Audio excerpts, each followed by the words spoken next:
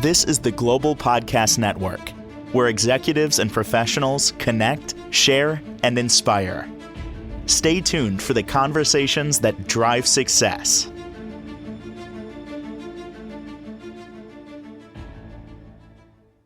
Welcome back to the show. We are honored to have Sheila Kubota joining us. She's a licensed clinical social worker, perinatal mental health specialist. The name of her company is Glow with Wellness Therapy, hailing from beautiful San Diego, California. Welcome, my new friend. How are you? I'm doing well. It's a pleasure to be here. Thank you, Jill. Same here. I'm excited to get to speak with you. And there's a lot of opportunity for those out there doing what we're doing here virtually, right? And you're helping so many people navigate through parenting, through perinatal phase, and so much more from pregnancy, postpartum. So, first and foremost, thank you for being here. Would you mind just introducing yourself to everyone to start? Yes, I'm Sheila Kubota, and I'm a therapist providing virtual therapy for those in the perinatal phase of life, which is all the way from trying to conceive to pregnancy and postpartum and parenting. Yay! Well, we're excited to have you here and going to find out more about Glow with Wellness Therapy. And there's so much to talk about. I know we're going to get to reducing stigma, and there's a lot of people who deal with mental health and duress during this time in their life. So I want to find out how you got into this field originally. Do you mind just giving us a little of your backstory and what brought you to become a licensed clinical social worker to start, and then how this all transformed? Yeah, it's such a windy path, which I find is a little amusing. Some people, they just know exactly where they're going, and I'm not quite one of those people. And Yeah. so I started out my career. I really enjoyed helping people, but that's such a broad area, right? You're like, how do you go from here? So I began with Child Protective Services, actually. So some people know that under different terms, but right, anytime that abuse is reported into the community, that's where people go out and investigate. And so that was my start in my career, and incredibly difficult work, but so valuable, such a need, but not quite where I felt like I could really do the supports that I needed to do. There's so many difficulties with the court systems and requirements. And so for the needs of the parents, I really enjoyed working with the medical social workers when I did my Mm-hmm. investigations for the hospital setting. So I went over to that round of area of careers and loved it. And that's where I spent over 10 years doing medical social work, supporting families in really difficult situations, in hospitalizations, trauma, intensive care units. And my favorite section, and I got to try very many different areas, but was with working with moms in the labor and delivery, during high risk pregnancies when they were admitted and had to be away from their families and nervous about the Ah. pregnancy. Yeah, lots of different complications. It's a very isolating experience. And then after they deliver, sometimes their babies would end up in the neonatal intensive care unit. And that's incredibly difficult for any family to see their brand new baby, whether they be born premature or even full term, but with different complications. Having your baby be hospitalized is an entirely different world. And that is where I really enjoyed being able to support families. But then after the hospital admission is over, that's it, right? And so then they go on their merry way, and you, as the hospital person, doesn't typically see them again. And we know that a lot of times the difficulty coping just increases when they go home. They don't have the medical team to support them anymore, and they're trying to figure out life. And so that's where I like to be able to now provide therapy ongoing while they're navigating life at home. Beautiful. And may I ask a little about you? You're a mom of three, right? I am, yes, I have three children. They're on summer break right now, about to How start old are school. they? Tell me. Yeah, my youngest is 10, and she's a girl, and my middle daughter is 11, almost 12, and then my son is 15. Amazing, amazing. I have a 10-year-old son and 8-year-old son, so I'm kind of where you are, but three, God bless you, a lot of work. And I know. let's talk a little bit about that because did they kind of inspire you, your pregnancies and your children to, further in this career in a sense to help people? Absolutely. That's actually a big reason why I wanted to carry forward in therapy, because as I was doing that hospital social work, my kids were really little and I was struggling more than I gave myself credit for. And so, you're working, you put your head down, you just keep going day in and Ah, day out. And I did have postpartum anxiety and depression.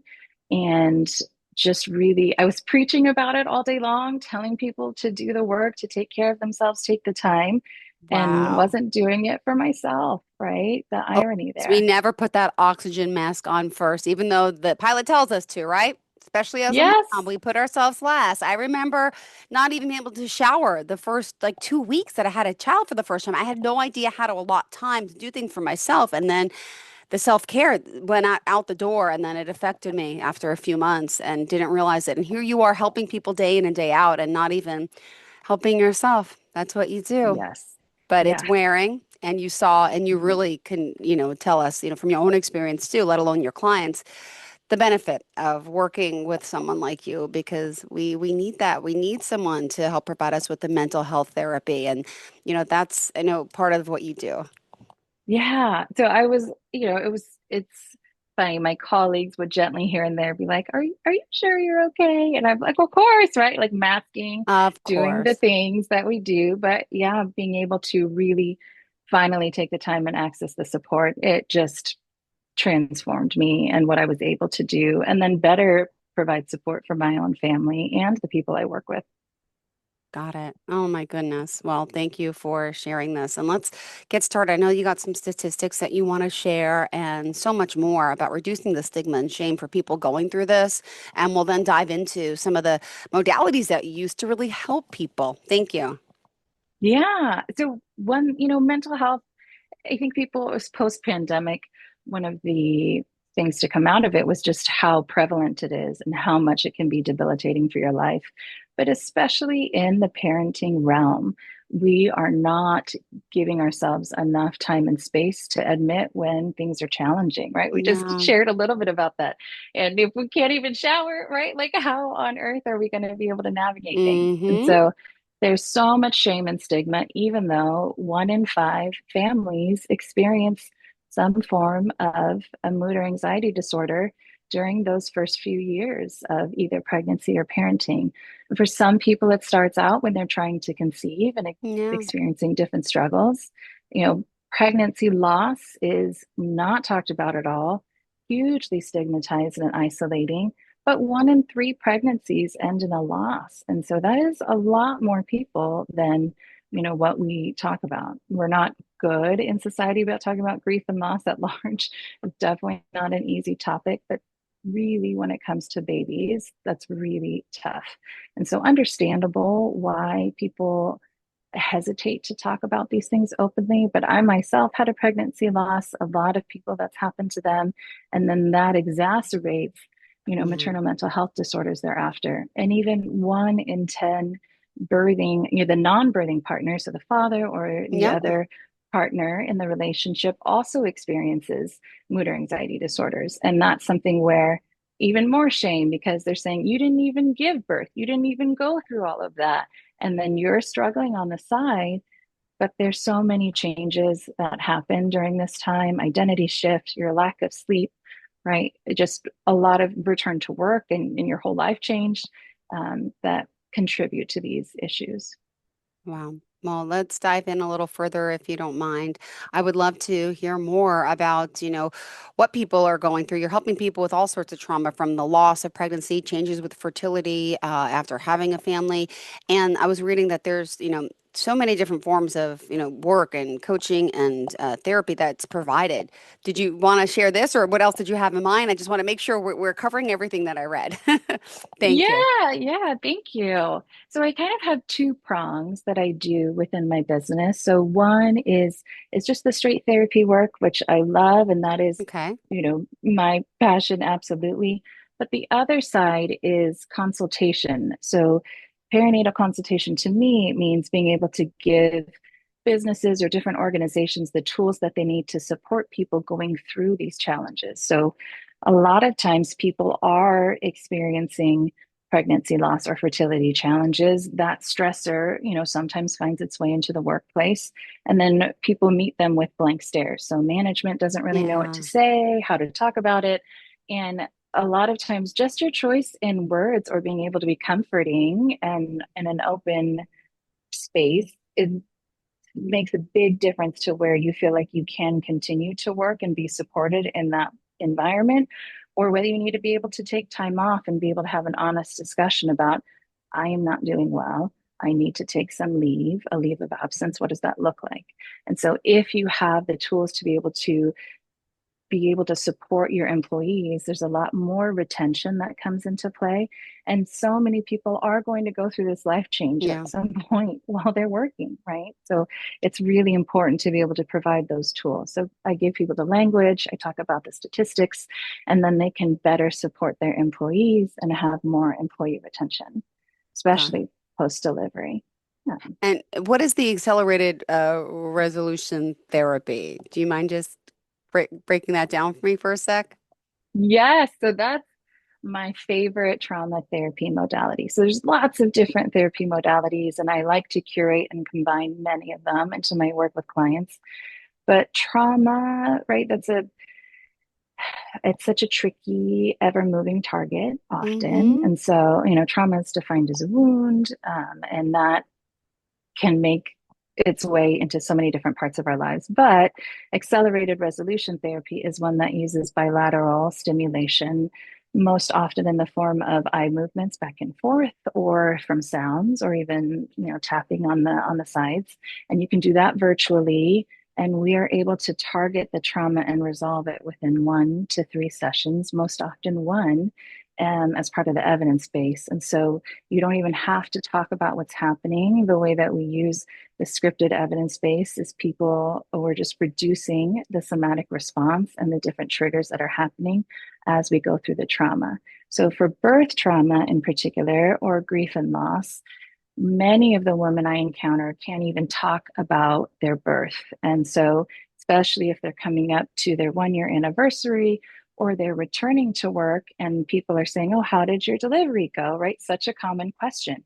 And they're so traumatized, they immediately cry, they can't talk about it. And that is very debilitating. Or even when they're looking at the hospital driving by, they go Mm-hmm. into panic attacks. And so, this is Uh, something that in one session, in just about 2 hours, we can resolve most of that, and it's so successful. I even had a client that was seeing a chiropractor for years, and after our session he said, what did you do? Something is completely different. You're not tight in these areas. Something has changed. And she told him it was the therapy work, just that one session. Oh my goodness. And I do want to hear more of, the stories of the types of people you're working with and what you're doing. Let me just remind everyone, working with Glow with Wellness Therapy, and you're really, your quote on the website is dismantling barriers to glow from within, right? So if you are a parent, someone trying to conceive, partner, an adult to help you along your journey, and maybe you're just feeling overextended, as you say, not good enough, being pulled in too many, directions, you're not the only one. There's other people like they're out you, and it's really good to start working with someone who understands this not only personally but professionally as well, to help you kind of shift your perspective and to start managing your life, and you deserve to find that peace and happiness and support. So again, we are joined here by our friend and a licensed clinical social worker, perinatal mental health specialist, Sheila Kubota, joining us live from San Diego, California, but she's working with people all over the world, right? Yeah, yes, that's a beauty of virtual therapy. So, for some of the clinical work, specifically licensed in California, so I am in network with insurance, and a lot of people have questions about that. That can be a big barrier to access. But for other people, especially with consultation services and their organizations, can reach anybody. Beautiful. Well, do you want to share some stories of some of the people you've been helping, and what the process is like to actually work with someone like you? Yeah. So within, a beautiful thing about most people post-pandemic is virtual services make it very accessible, and it's so nice. And so when moms are, experiencing difficulties, they don't have to worry about parking, going into an office, finding childcare, right? So for this particular period of time in their life, virtual services are very key and handy. And so we can do a free consultation online, and they can see whether my energy fits their energy, if they feel like comfortable talking with me, because you have to be in such a vulnerable space to be sharing about things like intrusive thoughts, where you are worried about dropping the baby walking down the stairs and you're embarrassed because why on earth Yeah. are you thinking that way? So I'm able to give the education about it's just your brain misfiring right now. It's coming from a place of safety, and calm you and talk through how else we can get you supports and what else is happening. Got it. Well, also, I would love to, Sheila is here joining us and going to explain a little more about some of the things that our clients are going through. I know there is a lot of shame. There's a lot of stigma in all of this, right? And we just want people to know that first, they're not alone. And are you working Yes. with people one-on-one? Is there group sessions as well? Or is this, how does your programs work? And how long does someone need to work with someone like yourself for? Is it different? Do you have a roundabout time, and people, maybe hesitant. They're fearful to reach out. They're anxious. They're scared. Yes. Yes. Especially with so much judgment, right? And shame. Yeah. So Yeah. within for the trauma therapy, the accelerated resolution therapy, if they have a specific target like birth trauma or even, childhood trauma, that can just be 1 to 2 sessions, sometimes three max, and then that Hmm. has resolved. And a lot of times that's enough to kind of unlock and let you move through without a lot of the triggers that used to happen in your daily life. And so it's truly just kind of like one and done oftentimes, and then send you on your merry way.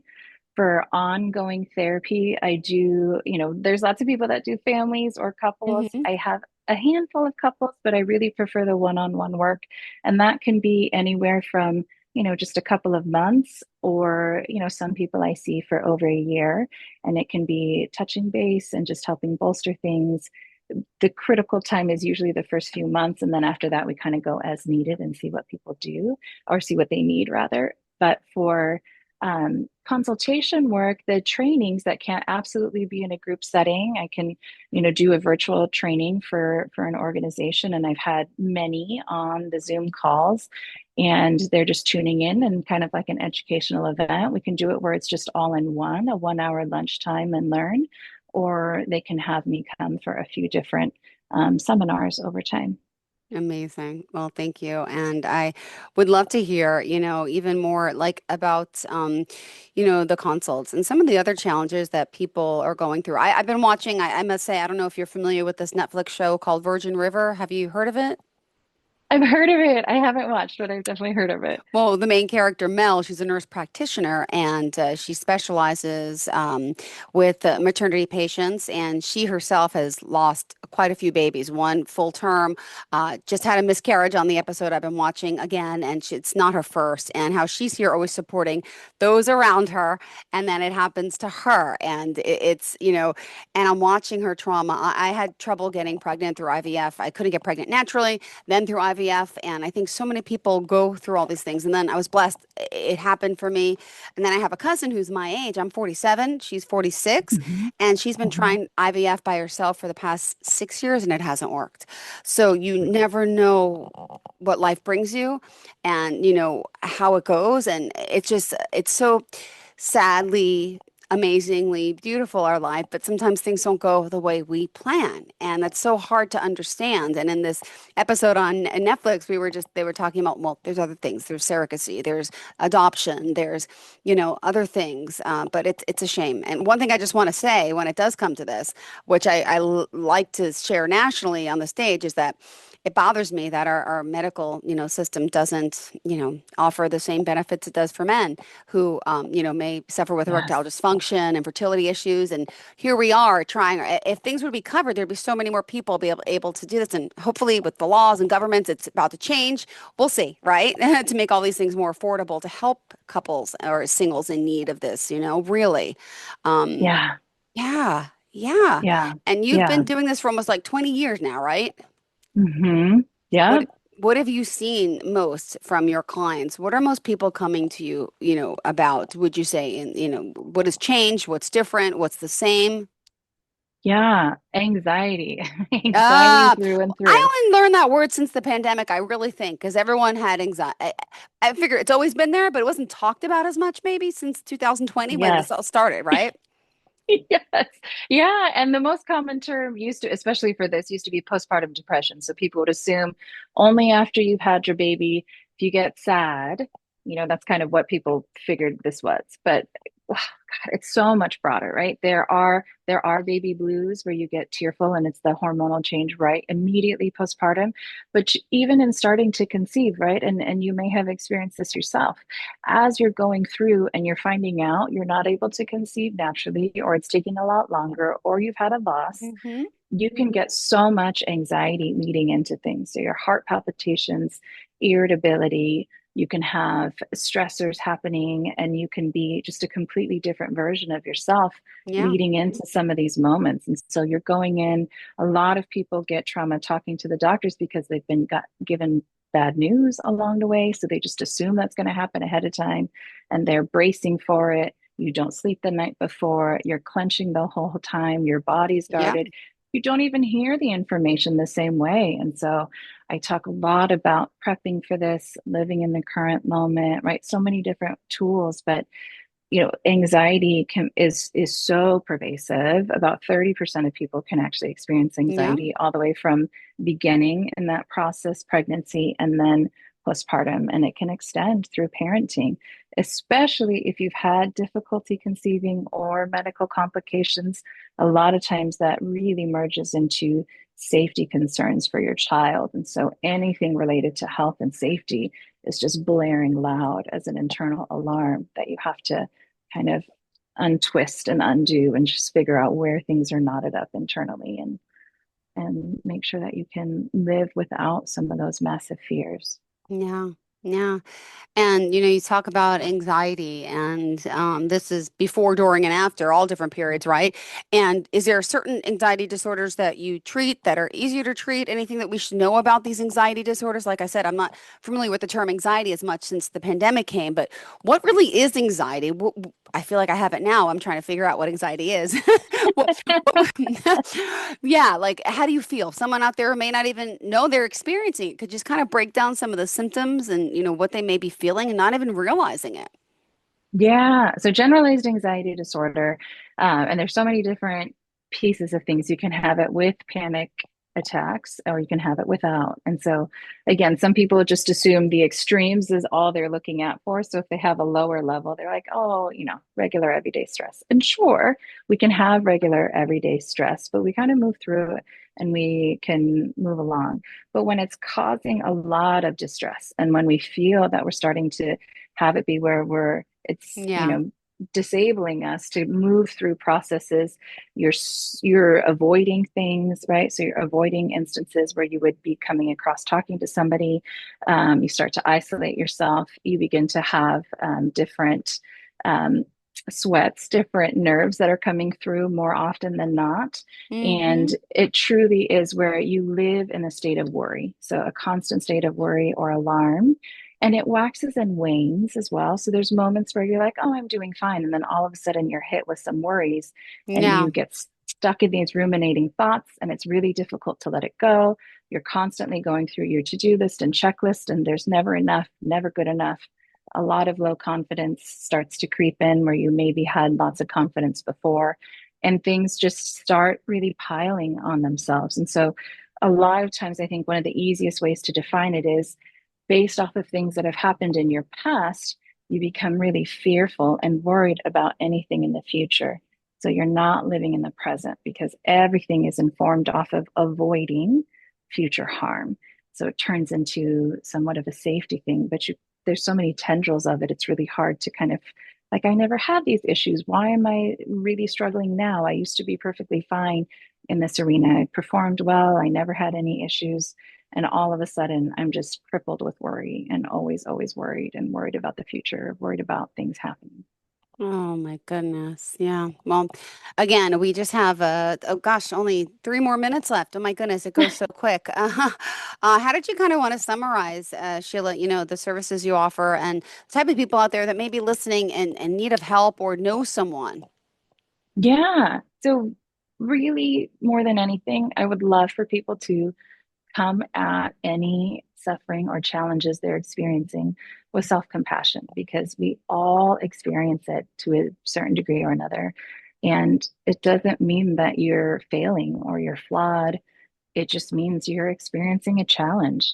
Simple as that. And that you can get the support. So, again, if most people can access therapy in general. There's lots of different ways to do it, but within the realm of if you're trying to conceive, experienced any pregnancy losses, or pregnant and parenting, Yeah. this specialty of perinatal work is really important to look out for. So whether it be me or you can go on to Postpartum Support International all over the world and find a provider for you. But it's so crucial to get that specialized support because not everybody understands the nuances that happen within this period of time. And again, also, so if you're not an individual or somebody that you're watching going through this, as an organization or a Yeah. business where you have lots of employees, it's really important to know just some of these facts and figures. It's so common. Somebody can go through Yeah. this, and there's ways to help support them so that they'll be more successful in their journey and in their ability to return to work. Beautiful. Thank you so much for all you do, for being here today and sharing your own experience, and of course, doing the work you do to help so many. And how can we reach out to you if someone is interested in working with you, Sheila? Yeah, the best is to go to my website, glowwithwellnesstherapy.com, and they'll find my email and my business cell, and they can just email me or send me a text. Perfect. Thank you so much. Pleasure having you here, getting to know you, and hopefully we will get to connect again. Thank you so much, Jill. Beautiful background, by the way. Very serene and calming. Makes me less Oh, anxious. It thank is the you. greenery and it's just beautiful. The paint. Good job. Thank you. And then Thank you'll tell me it's a you. fake background, but that's real, right? It's real. Yep. I These could are my see plants. beautiful. All right. Well, have a fantastic day, sweetheart, and looking forward to the next time. Bye bye. This is the Global Podcast Network, where executives and professionals connect, share, and inspire. Stay tuned for the conversations that drive success.